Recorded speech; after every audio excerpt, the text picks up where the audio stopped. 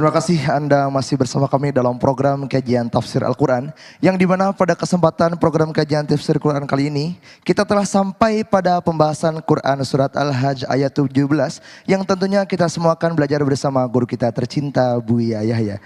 Seperti apakah penjelasannya? Apa saja hikmah dan poin-poin penting yang tersirat dalam Quran surat Al-Hajj ayat 17? Untuk itu hadirin jemaah serta pemirsa Al-Bahjah TV dan pendengar setia Radio Network dimanapun Anda berada. Marilah kita persiapkan hati dan pikiran kita untuk menerima untayan ilmu-ilmu yang akan beliau sampaikan. Kepada guru kita tercinta Buya Yahya dengan segala hormat kami persilahkan. Allahumma salli ala Sayyidina Muhammad. Allahumma salli ala Sayyidina Muhammad. Uzkuru salat ala Nabi Muhammad. Assalamualaikum warahmatullahi wabarakatuh. Alhamdulillah. Nahmaduhu subhanahu wa ta'ala hamdan yuwafi ni'amahu wa yukafi'u mazidah.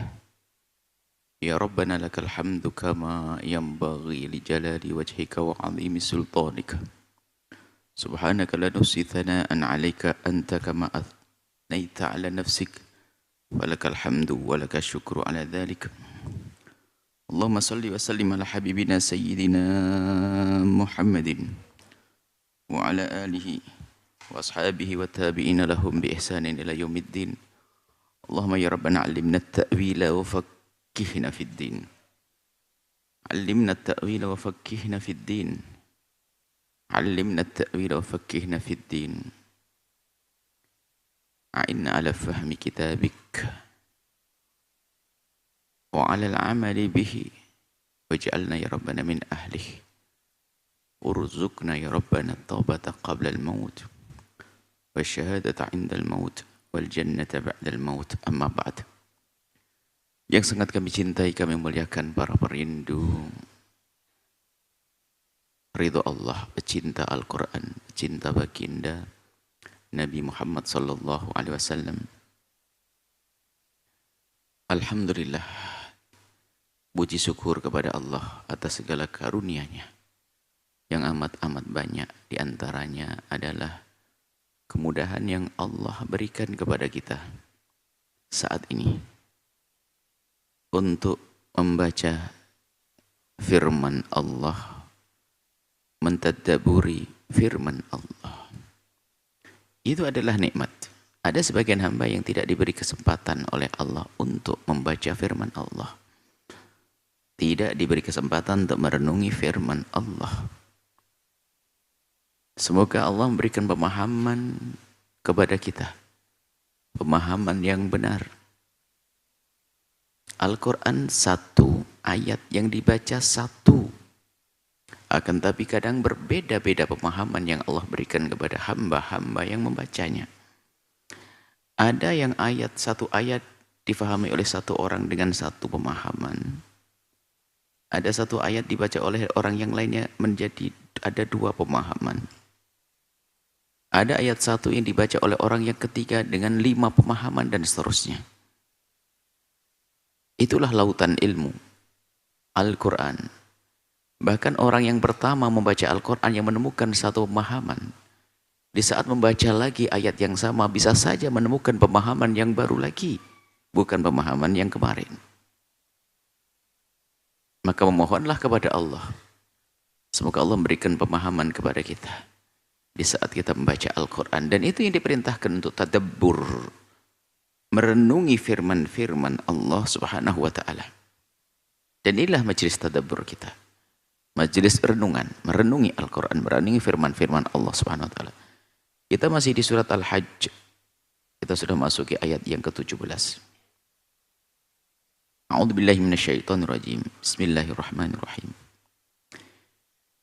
Innal ladzina amanu walladzina hadu was-sabiina wan-nasara wal majusa walladzina asyraku innallaha yafsilu bainahum yaumal qiyamah innallaha ala kulli syai'in syahid. Sesungguhnya orang yang beriman sekelompok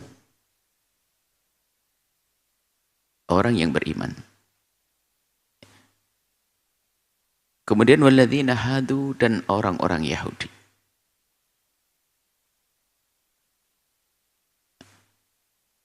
Wan nasar was-sabiina, daun kaum Sabiin itu adalah orang yang semula adalah umat Nabi Ibrahim yang pada akhirnya menyembah bintang. Menyembah selain Allah. Wan nasara, dan orang-orang Nasara. Wal majusa, orang Majusi penyembah api, penyembah matahari, penyembah api. Kemudian walladzina asyraku, dan orang-orang yang menyekutukan Allah bukan dari golongan kaum Yahudi, Sabiinnya tadi, Nasoronya bukan, Majusi juga bukan. Alladzina asyraku adalah mereka yang menyekutukan Allah yang berada di kota Mekah saat turunnya wahyu ini. Jadi ada orang Yahudi ada di luar sana. Nasoro, Majus, termasuk orang-orang yang menyekutukan Allah. Ini adalah 6 model, 6 kelompok. Kelompok orang-orang yang punya sesembahan, yang menyembah. Disebutin pertama orang-orang yang beriman. Dan orang yang beriman ini adalah harus diketahui adalah bukan dari golongan orang Yahudi dan Nasrani dan seterusnya tadi. Tapi bisa jadi mereka adalah dari mereka. Dari Yahudi, dari orang Nasrani, seperti disebutkan dalam firman Allah, innal ladzina amanu, orang yang beriman spesial. Pada zaman Nabi adalah orang yang mengikuti ajaran Nabi Muhammad SAW. Walladzina hadu, kemudian ada orang Yahudi, wan nasara, Nasrani, was-sabiina, orang Sabi'ah tadi. Itu ada man amana billahi, orang yang pada akhirnya beriman kepada Allah, ikut golongan orang-orang yang beriman. Bukan seperti sebagian pemahaman orang yang ingin menyamakan semua agama lalu mengatakan orang Yahudi, orang Nasrani, dan Majusi adalah orang beriman seperti kita. Mereka punya keimanan iya, tapi tidak bisa disamakan dengan imannya orang-orang kaum muslimin. Hal yang semacam ini bukan cacian, bukan olokan kepada mereka, tidak. Ini masalah penjelasan. Seperti halnya orang Nasrani mengatakan di kalangan mereka, juga mereka mengatakan mereka orang-orang beriman. Di kalangan mereka sendiri mengatakan mereka orang-orang beriman. Dan yang tidak mengikuti mereka dianggap orang yang sesat. Orang yang hilang. Wajar yang semacam ini. Dan di saat seperti itu kita tidak mengatakan bahasanya orang Nasrani diskriminatif, tidak. Itu masalah beragama, harus seperti itu, ada batasan-batasan.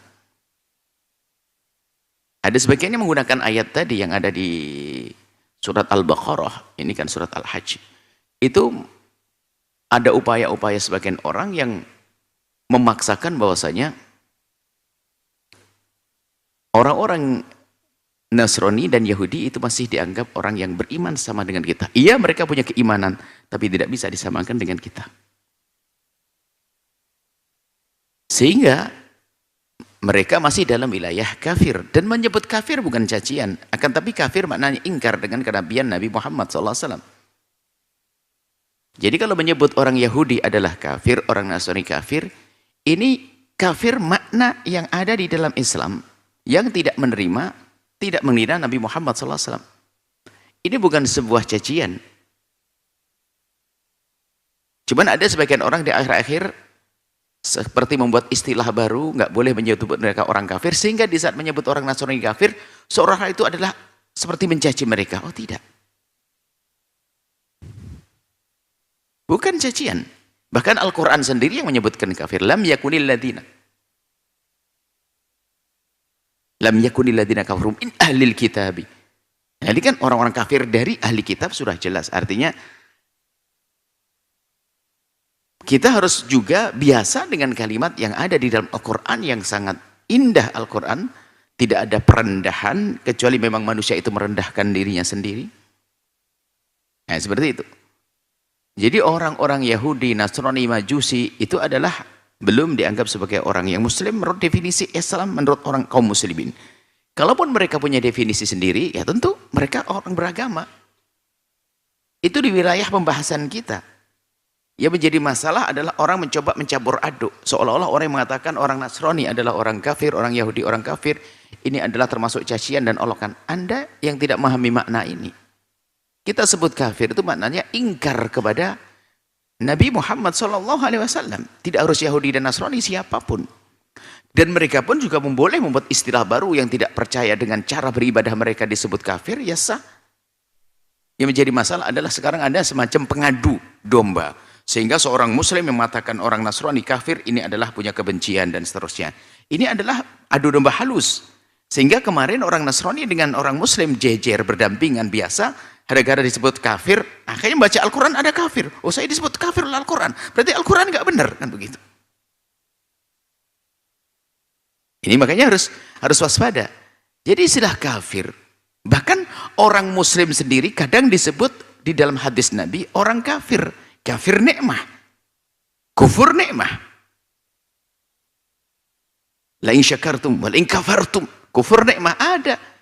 Cuman ada beberapa waktu yang lalu ada di akhir-akhir menyebut orang muslim, menyebut orang Nasrani nggak boleh dengan istilah kafir karena itu akan harus dirubah dengan istilah lain. Loh, kenapa harus seperti itu? Sudah jelas sejelas-jelasnya dan orang nggak ada masalah. Justru kadang-kadang ingin sok mendamaikan orang, pada akhirnya menjadikan orang gelisah. Bahkan akhirnya mencaci Al-Quran orang-orang di luar Islam sana. Loh, itu yang benar ya ini, orang ini yang mengatakan kafir nggak boleh kepada kaum Nasrani. Ini Al-Quran berarti nggak benar. Al-Quran menyebut orang Nasrani kafir. Lah ini kan tambah jelek. Yang perlu adalah justru kita menjelaskan istilah itu ada di dalam Al-Quran dan maknanya seperti itu. Maknanya yang tidak menerima apa yang dibawa oleh Nabi, yang ingkar dengan Nabi Muhammad dan apa yang dibawa oleh Nabi adalah orang kafir. Termasuk di dalamnya adalah ya orang musyrik, orang-orang yang menyekutukan Allah dari penyembah berhala. Termasuk di dalamnya adalah orang Yahudi, orang Sabi'ah, orang Nasrani, orang Majusi. Seperti itu. Cuman di antara orang Sabi'ah, Majusi, Nasrani itu nanti ada di antara mereka yang masuk Islam banyak. Kalau kita bicara tentang Salman Al-Farisi, semula penyembah api. Kalau bicara tentang orang-orang banyak dari orang-orang penyembah berhala sendiri, orang-orang kafir Quraisy saat itu. Jadi banyak orang yang mereka dari Nasrani, dari Yahudi, dari Majusi, dari kaum yang menyekutukan Allah lalu menjadi orang yang beriman. Inilah memahamkan itu justru menjadikan kita damai. Nggak boleh kita bermusuhan dengan orang Nasrani. Menyebut itu adalah untuk menjelaskan, tapi bukan berarti kita langsung nunjuk, hei. Menyebut nama saja kalau dalam irama kebencian tidak diperkenankan dan menjadi haram kok, menjadi tidak boleh kok. Ada orang Yahudi di samping kita, ya oke, orang Nasrani ya. Tapi kalau dengan bahasa menunjuk, hey, misalnya, jangankan kok agama, suku saja coba, Jawa, Sunda, Madura, misalnya, hey Sunda, hey Jawa, lu gak enak. Tapi disebut orang Jawa juga sah, tidak ada masalah. Tapi penyebutan kalimat itu ada di saat tertentu berubah menjadi semacam cacian. Hei Sunda, hei Betawi, hei Jawa, hei Batak, hei Madura. Loh, kok jadi begitu? Hei Yahudi, hei Nasrani. Loh, ada apa? Tapi di saat menyebut ini orang Yahudi, ini orang kafir yang terdiri dari orang Yahudi, wajar biasa menjelaskan. Cuman kadang ada sebagian orang itu ingin sok menjadi moderat, ingin sok menjadi, wah dia bisa berjuru damai, seolah-olah mengalahkan Al-Quran. Kadang membuat istilah-istilah yang pada akhirnya justru orang menjadi gelisah dengan istilah tersebut. Akhirnya orang Nasrani menjadi tersinggung di saat disebut dengan istilah-istilah kafir, istilah apa? Padahal Al-Quran sebut, minalladzina kafaru kan min ahlil kitab wal musyrikin, orang-orang kafir dari orang Yahudi dan orang-orang ahli kitab Yahudi dan Nasrani. Lam yakunil ladzina kafaru min ahlil kitab wal musyrikin, ini sudah jelas seperti itu dan masih banyak. Qul ya ayyuhal kafirun itu sendiri menunjuk kepada siapa? Orang yang tidak Tidak boleh, justru nanti kalau dimaknai lain, kafir itu nggak ada artinya. Ayat kul ya ayyuhal kafirun. Justru ayat kul ya ayyuhal kafirun itu adalah ayat damai. La abudu ma ta'budun, aku tidak menyembah sesembahanmu dan engkau pun juga tidak. Berarti Anda orang kafir, tapi aku tidak menyembah sesembahanmu, engkau tidak menyembah sesembahanku. Dan pada akhirnya ayo hidup berdampingan. Lakum dinukum waliyatin. Kafir, dinyatakan dulu dia kafir. Jadi dengan pemahaman yang dalam semacam ini, hidup semakin indah. Tapi kalau ada kayak istilah kafir tidak boleh misalnya, akhirnya ada orang yang percaya dengan istilah ini, oh yang benar jangan pakai istilah kafir. Tak taunya buka-buka Al-Quran, terjemahan dan sebagainya, disebut kafir. Nggak benar dong ini Al-Quran. Nah, berarti bikin salah apa? Ada orang ini yang menjadi orang salah tafsir kepada Al-Quran. Jadi mencerdas memahami Al-Quran itu penting. Indah semuanya Al-Quran. Damai ya dengan Al-Quran. Al-Quran memperkenankan kita berinteraksi dengan orang di luar Islam. Baik, di sini disebutkan innalladzina amanu, orang-orang beriman. Walladzina hadu, orang Yahudi. Sabiin, kaum Sabi'ah yang menyembah bintang. Nasara yang nisbat kepada Sayyidina Musa, Sayyidina Isa. Majus yang nisbat kepada Sayyidina Isa, yang Yahudi pada Sayyidina Musa, itu termasuk dulu dan hari ini. Tentunya masalah perbedaan ini adalah berbeda. Itu adalah dinisbatkan saja.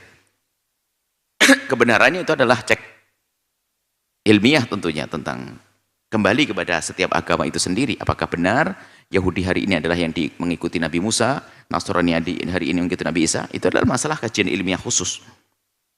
Di dalam Islam sudah dijelaskan di situ banyak perubahan.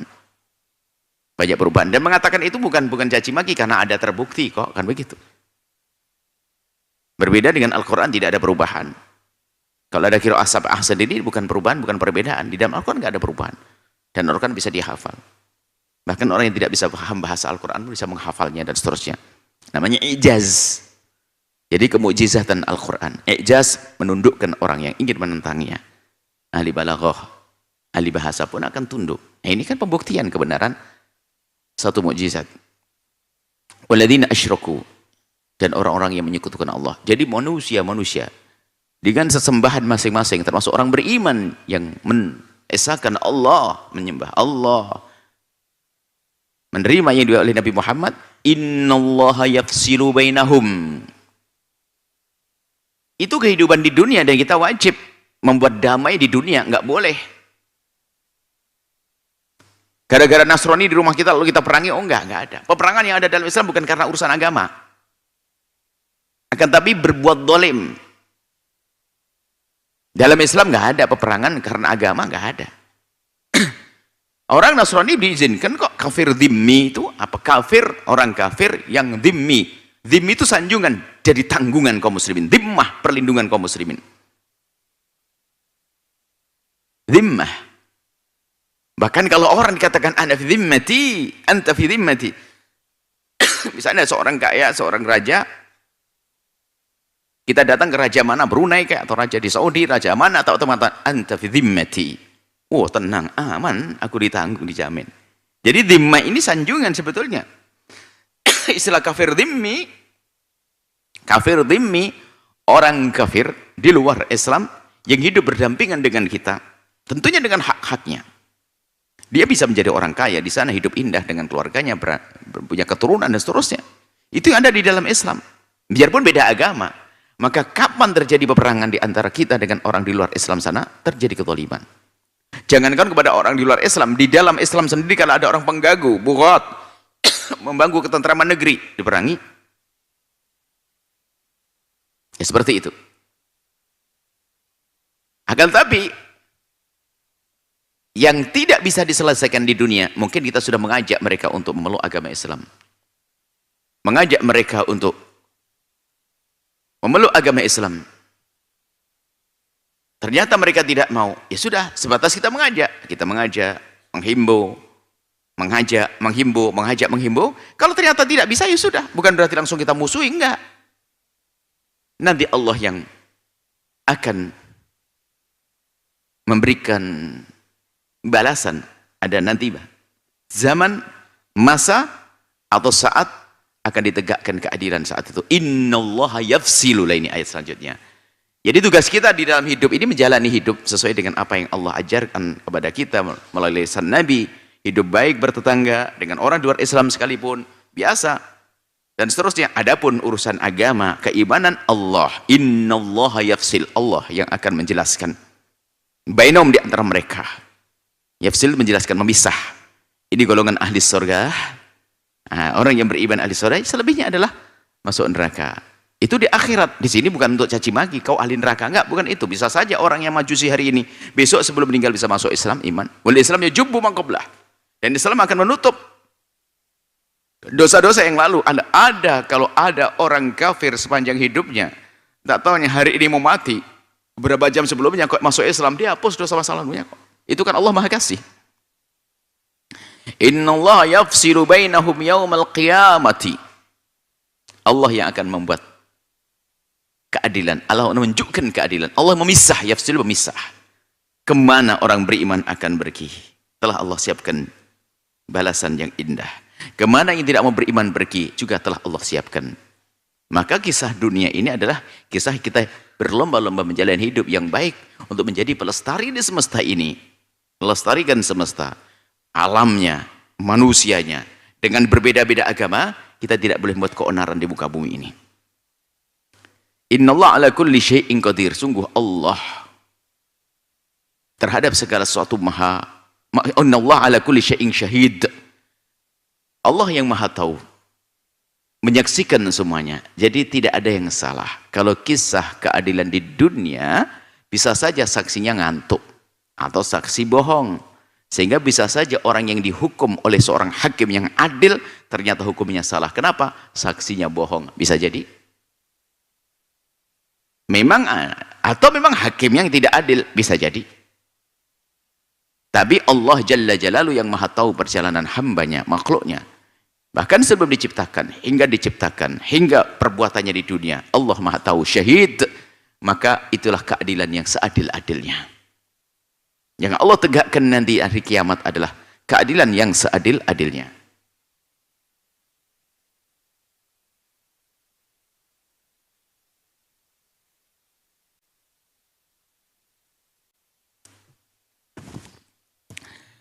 Kemudian kita lanjutkan.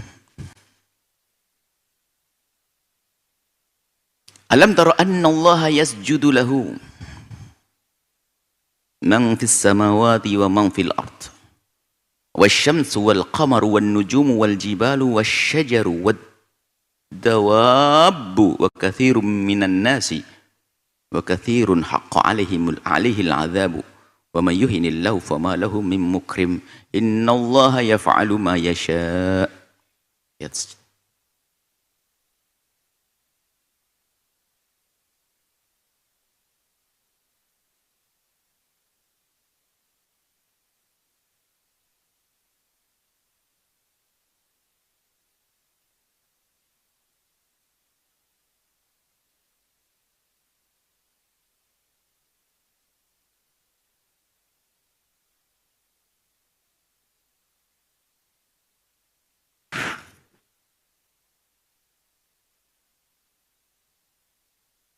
Alam tara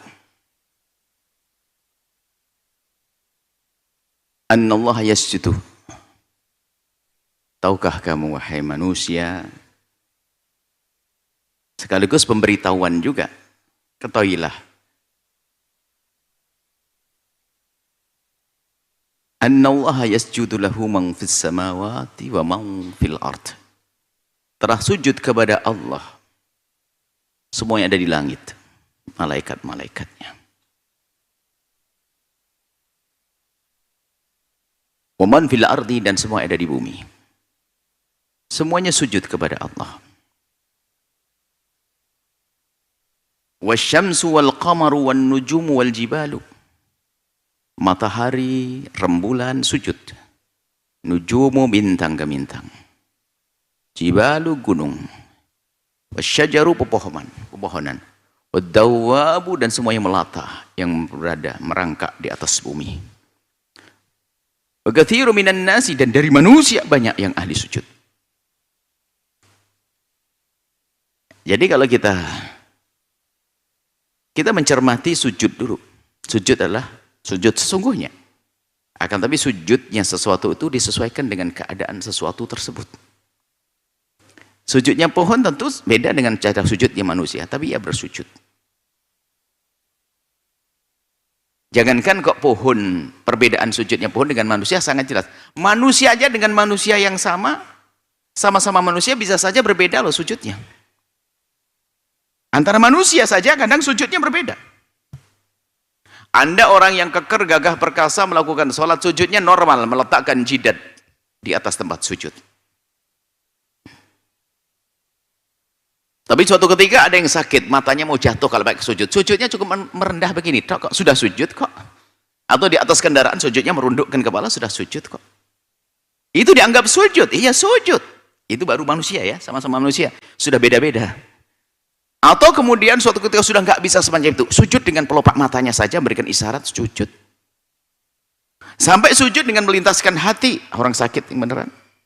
Itu manusia saja berbeda-beda sujudnya. Baru nanti kalau pindah kepada makhluk jenis yang lain, tentu ada sujudnya binatang, sujudnya rembulan, sujudnya matahari, sujudnya. Mereka punya sujud.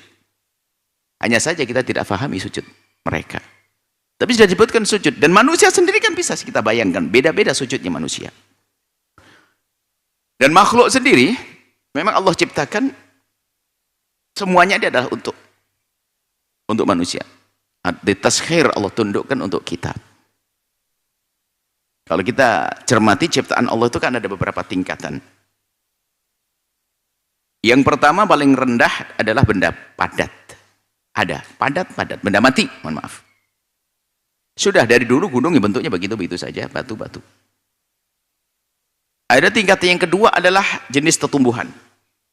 Dia punya perbedaan. Karena apa? Ada tumbuh dan berkembang. Ada tingkatan ketiga adalah binatang. Ia tumbuh, berkembang, ada rasa. Dia mengerti, kita kusah pergi. Tidak ada pohon kita kusah pergi. Tingkat yang keempat adalah tertinggi adalah manusia. Apa itu? Di samping dia bisa berkembang, ada rasa, dia punya berpikir. Bisa berpikir. Ini seperti tangganya. Jadi tangganya. Yang paling bawah, biasanya bisa membantu yang di atasnya. Yang di atasnya tunduk kepada yang di atasnya. Yang di atasnya tunduk yang di atasnya. Begitu. Tanah nanti akan menjadi tempat hidupnya sesuatu yang berkembang tapi tidak punya bentuk perasaan, tidak seperti pepohonan. Pepohonan itu berguna untuk jenis binatang-binatang dan binatang ditundukkan untuk manusia, makanan, untuk kendaraan dan seterusnya. Kurang lebihnya ini tentang tentang ciptaan Allah Subhanahu wa taala. Baik. Mereka semuanya punya sujud. Wa katsiru minan nasi dan banyak dari manusia yang ahli sujud. Alhamdulillah kita dipilih menjadi ahli sujud. Ada orang yang tidak dijadikan ahli sujud. Wa katsir, alhamdulillah disebut katsirun dan banyak. Kita di dalamnya. Ini adalah untuk pemberitahuan kepada kita bahwa semua yang ada di semesta dari selain manusia itu adalah sujud semuanya. Kalau manusia katsirun berarti qalilunnya di mana? Kan begitu. Jadi qalilun ada manusia yang tidak sujud. Ada manusia yang tidak mau sujud kepada Allah Subhanahu wa taala. Wa katsirun haqqo 'alaihi al-'adzab. Dan banyak di antara manusia itu adalah memang sudah ditentukan haqqo 'alaihi al-'adzabu, sudah ditentukan oleh Allah bahwa ia adalah orang yang mendapatkan siksa, yaitu yang tidak menyadari kewajibannya untuk sujud kepada Allah, sehingga dia lari daripada sujud, bukan karena kebodohannya, akan tapi karena memang dihinakan oleh Allah. Kalau kita tarik ke atas ke kisah penciptaan mbah kita Nabi Adam, iblis bukan makhluk yang tidak kenal Allah. Iblis adalah makhluk yang sangat kenal Allah, sangat dan sangat kenal Allah. Ia juga beribadah dengan ibadah yang sangat-sangat luar biasa. Ibadahnya iblis adalah ibadah yang luar biasa, hingga iblis diangkat bersama golongan para malaikat.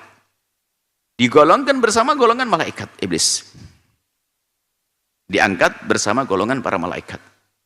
Lalu Allah merintahkan kepada malaikat yang di dalamnya ada iblis, wa idh qulna lil malaikati isjudu, disuruh sujud, fasajadu, semuanya sujud illa iblisa, karena iblis. Jadi tidak sujudnya iblis ini tidak patuh. Ini sujud kepada Adam, sujud pengabdian. Sujud penghormatan, mohon maaf. Sujud penghormatan, bukan sujud ibadah. Sujud penghormatan. Tapi kalau disambung maknanya ibadah, karena maknanya patuh kepada Allah. Allah menyuruh sujud kepada Nabi Adam. Bukan menyembah Nabi Adam. Nah, tetapi ini adalah sujud penghormatan kepada Nabi Adam atas perintah Allah. Iblis tidak mau. Maka ini kan ayat sajadah. Disebutkan dalam ayat sajadah itu disunahkan kita untuk sujud. Kapan kita melewati ayat sajadah? Kalau di dalam sholat disunahkan kita untuk sujud di dalam sholat. Kalau kita di luar sholat kita disunahkan. Kalaupun kita tidak membaca tapi kita mendengar juga disunahkan. Maka dalam riwayat disebutkan iblis itu kalau mendengar lewat ayat sajadah ini nangis. Kenapa? Aku dulu disuruh sujud nggak mau sujud. Tapi manusia ini disuruh sujud langsung sujud. Ngelihat orang sujud iblis nangis. Langsung ingat bahasanya dirinya adalah orang yang makhluk yang celaka. Disuruh sujud tidak mau sujud. Tapi ini manusia disuruh perintah sujud kepada Adam lalu tunduk patuh, maka beruntunglah mereka. Kemudian disebutkan wa katsirun haqqo 'alaihil 'adzab. Jadi ada sebagian dari manusia memang mendapatkan siksa dari Allah karena nggak mau patuh, nggak mau sujud. Nggak mau tunduk kepada Allah Subhanahu wa taala. Dan sujud ada makna sujud-sujud yang selama ini kita mengerti. Manusia sehat sujud dengan meletakkan jidatnya ke bumi. Ini sujud ibadah secara khusus. Ada sujud maknanya khudu' dan patuh, bisa. Semuanya patuh dengan apa yang Allah perintahkan. Semesta semuanya patuh kecuali manusia. Dari dulu matahari tugasnya begitu, rembulan tugasnya begitu, pohon, air, sungai, semuanya punya tugas. Seperti itu. Dan aman-aman saja. Akan tapi di saat campur tangannya manusia, lihat.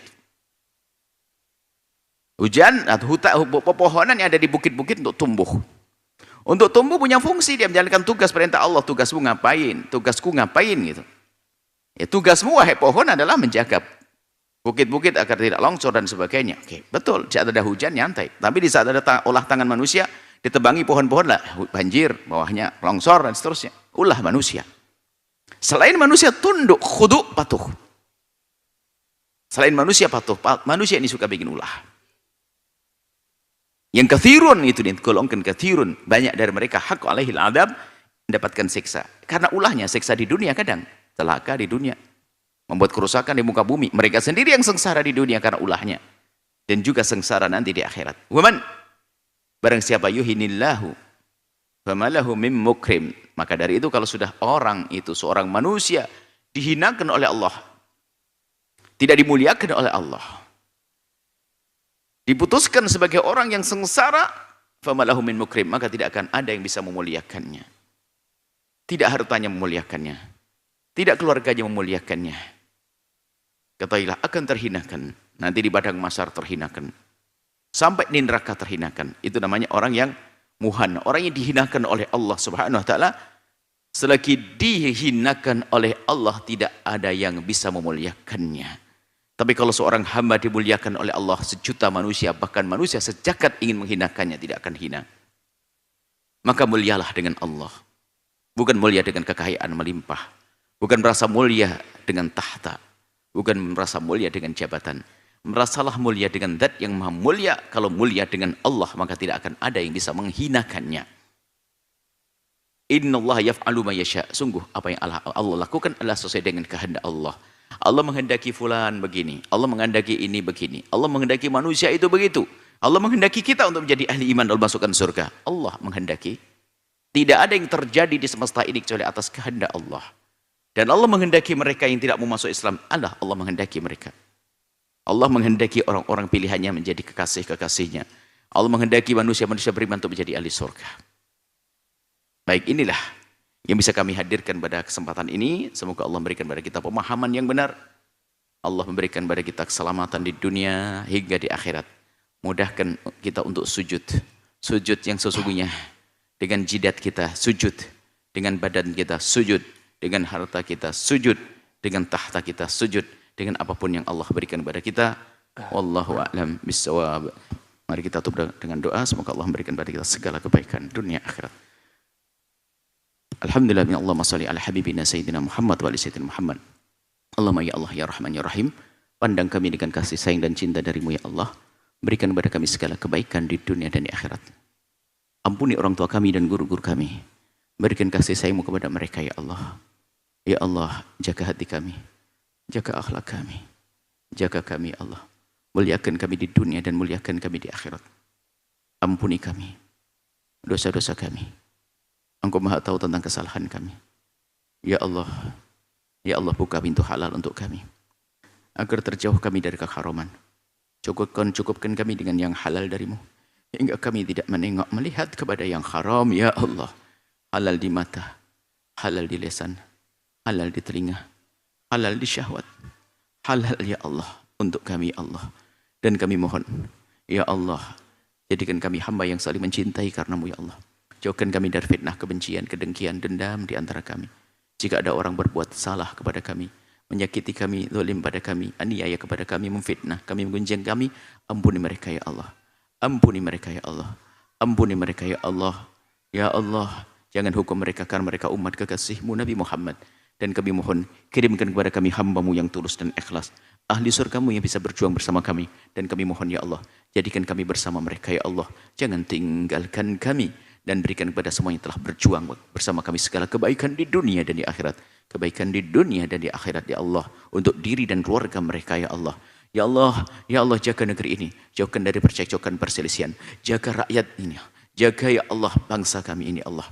Jaga mereka, jaga lisan mereka dari merendahkan. Jaga lisan mereka dari mencaci dan mengolok. Jaga lisan kami semua ya Allah dari menyakiti sesama ya Allah.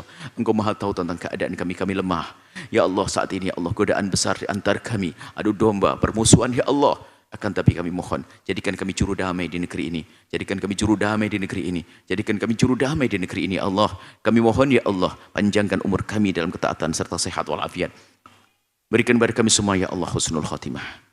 Kami mohon ya Allah, wujudkan keindahan dalam rumah tangga kami. Dengan anak yang soleh-soleh. Anak yang soleh-soleh. Yang dibanggakan oleh kekasihmu Nabi Muhammad. Ya Allah. Dan kami mohon yang sempit rezeki lapangan dengan rezeki yang halal penuh berkah. Yang sakit sembuhkan ya Allah.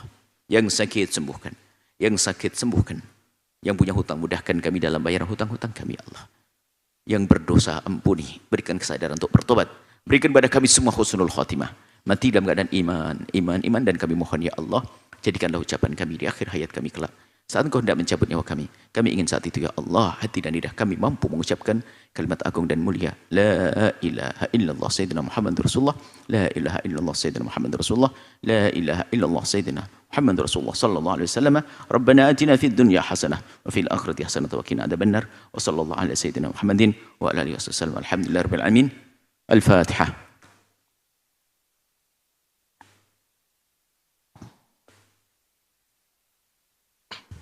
Makasih, mohon maaf dan mohon doa selalu bila taufik hidayah. Assalamualaikum warahmatullahi wabarakatuh.